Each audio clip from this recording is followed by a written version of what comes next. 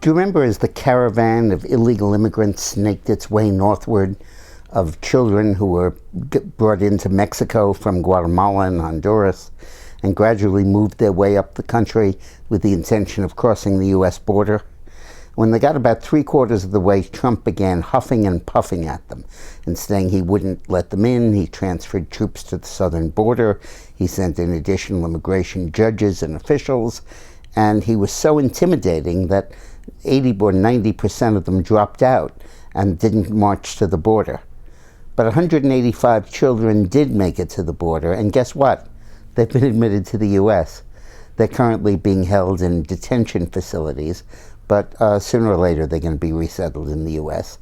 And the reason is that we simply do not have the resources to back up Trump's rhetoric on border enforcement. There are too many crossings and too few judges and too few holding facilities to be able to handle it.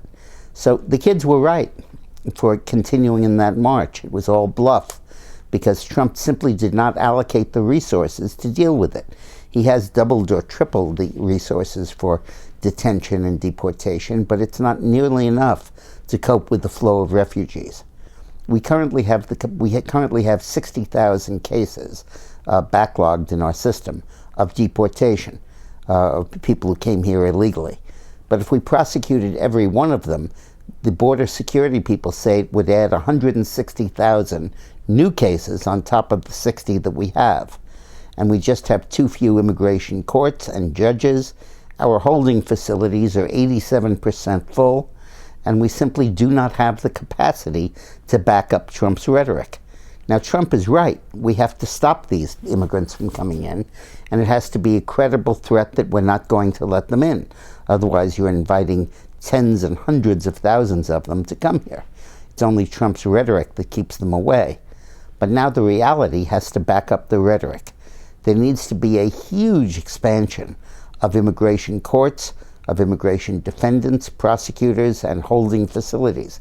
And it's going to cost money. And we're going to have to do that if we really mean business about border security. Because sooner or later, these people that are encouraging the immigrants to come and getting paid for it are going to see through the hoax, and they're going to call Trump's bluff, and we're not going to be able to stop them. So please go to my website. There'll be a link on this video. And sign a petition to Trump asking him to put his money where his mouth is and beef up the immigration facilities.